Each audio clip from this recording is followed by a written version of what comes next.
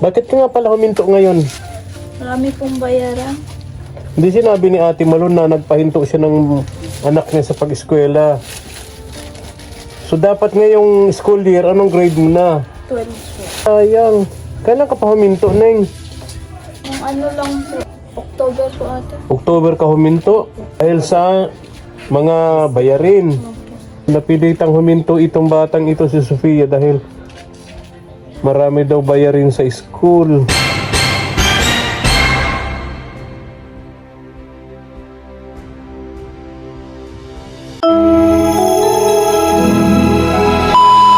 Subscribe to my channel. Po, samahan niyo ako. Punta tayo kay Ate Malu, mga katuwang. At may nagpadala sa akin dito sa GCash. Nag-love shout out kay Ma'am Helen Jones. Ma'am Helen Jones is from ano yata, USA. 2,000 pesos pinadala niya sa akin sa GCash, mga katuwang. Makakatulong to ng malaki para makabalik po sa paghahanap buhay yung mag-asawa ni Ate Malu, mga katuwang. Kasi natigil po yung kanilang paghahanap buhay, yung pangangalakal, dahil yung puhunan po nila nagastos nila una dun sa pagpaprepare ng kanilang huler, then doon sa ang tawag dito, iba pa mga gastusin sa school ng mga anak po nila, mga katuwang. Kaya hindi po sila nakapaghanap buhay, natigil yung kanilang pangangalakal. Ilang araw din yun, hanggang ngayon sigurado ko hindi pa sila nakakapagbalik sa pangangalakal. Kaya makakatulong to sa kanila itong padala sa atin dito ni Ma'am Helen Jones, 2,000 pesos. Sana nandito si Ate Malu. Naalala ko kapag hindi yun nangangalakal, nakikipaggamasan yun sa mga pataniman dito ng gulay, o kaya ay naglalabada rin kasi marami siyang pakakainin. Bali 10 na pala sila dito, 10 bibig ang umaasa sa kanilang dalawa, kay Ate Malu at dun sa kanyang asawa, sa pangangalakal.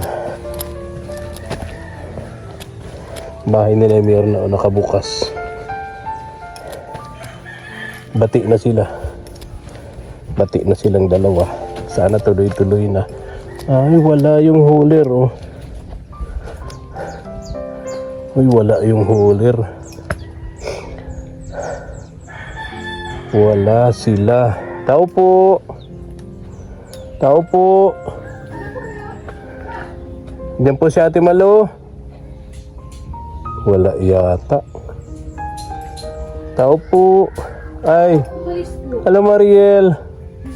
Papasok ka? Ay. Anong oras yung babalik, Neng?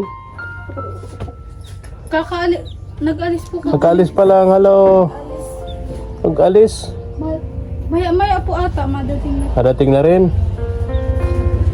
Okay. Ay, si ano nga pangalan nito ni ate mong isa? Sophia. Nalimutan ko yung nandun sa motor. Yung sapatos mo, Neng. Sayang. Punta natin mamaya doon sa motor yung sapatos mo. Tingnan natin kung kasi sa'yo. Pang school ba? Pang school? Balat? Okay lang sa'yo? Kulay brown ang kulay? Ay.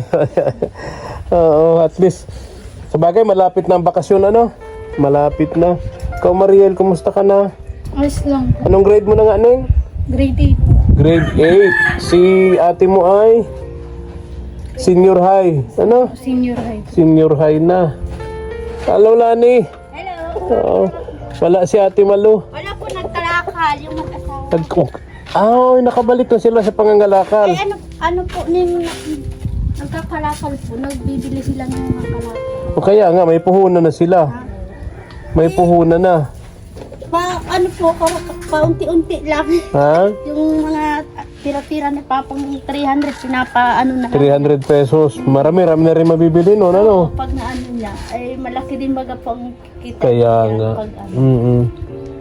So hindi ko naabutan. Pero, uuwi yung tanghali. Yung kanina pa yung umaga. Uuwi yung tanghali. Uuwi, takakain po yun. Oh, sigurado uwi yun? Uuwi po yung tanghali. Ah, Babalik ka rin po.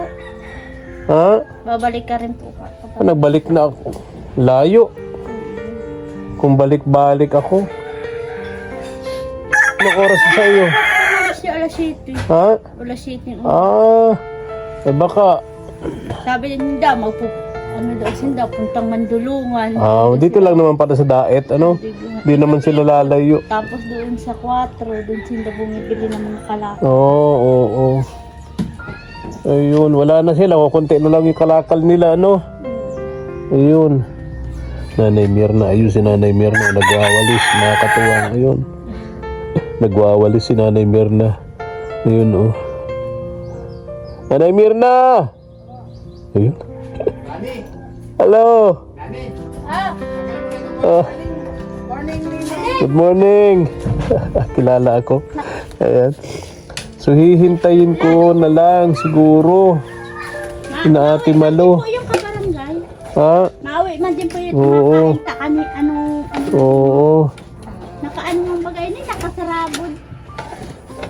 Nire-repair na yung bahay mo, Lani, ano? Baga po yung tito ko po ang Oh, ayan ang titira yung tito mo, yung galing Maynila, ano? Yung pamilya niya. dito.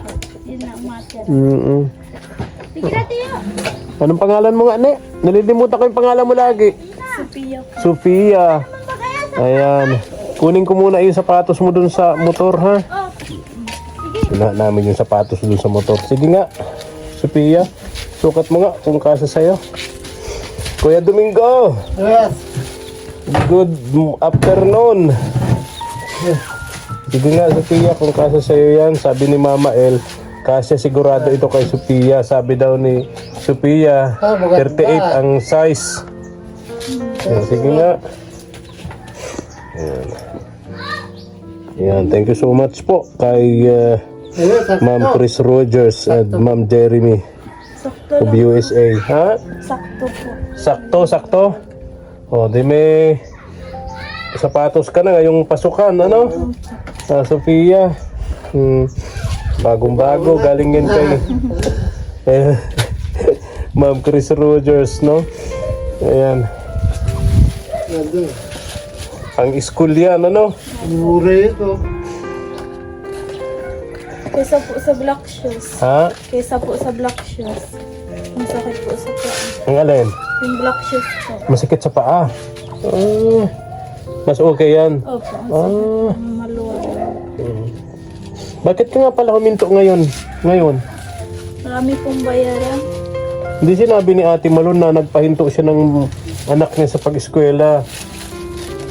So dapat ngayong school year, anong grade mo na? 12 po. Grade 12. So ngayong pasukan, graduating ka na sana. Uy, sayang. Kailan ka pa huminto, Neng? Yung ano lang po. Ha? Hindi, grade 12 na sana ngayon. Ha? Ano lang po yung October po ate. October ka huminto? Uy, sayang naman. Sige nila. Dahil sa mga bayarin. Ilan ba kayong high school, Neng? Ako lang ay ano po. Kayo ni Mariel. Grade ano po yan, 8. Grade 8, dalawa kayong high school. So ikaw sana, senior high ka na. Senior high na po sana. Ayun, napilitang huminto itong batang ito si Sofia dahil marami daw bayarin sa school. Oh. Pero ngayon pasukan, papasok ka uli, Neng. Opo. Sabi na din po kay mama. Kukunin po yung card. Sana nga po walang bayad po yung ano. Sayang naman, hinto ka, ano? Dapat sana ngayong school year, graduating ka na.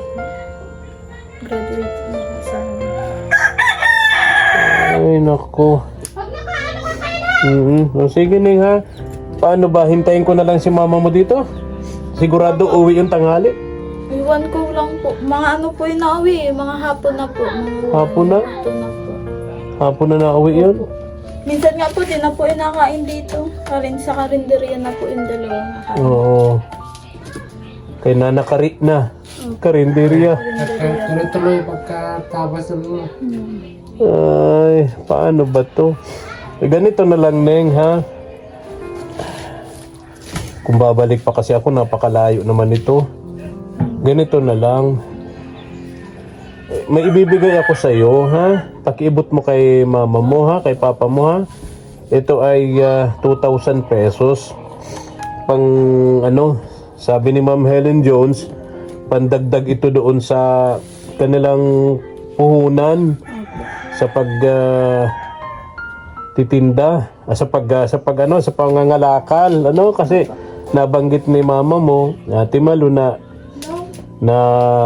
naubusan sila ng puhunan sa pangangalakal dahil sa pinagawa nila yung hauler, tapos mga iba pang bayarin dito sa inyo sa bahay ninyo, gastusin, ano. So ayun, si Ma'am Helen Jones, sa GCash ko nagpadala siya ng 2,000 pesos ning, ano. Pakibigay mo kay mama mo, ha, at kay papa mo. Pakibilang nga to, Sophia.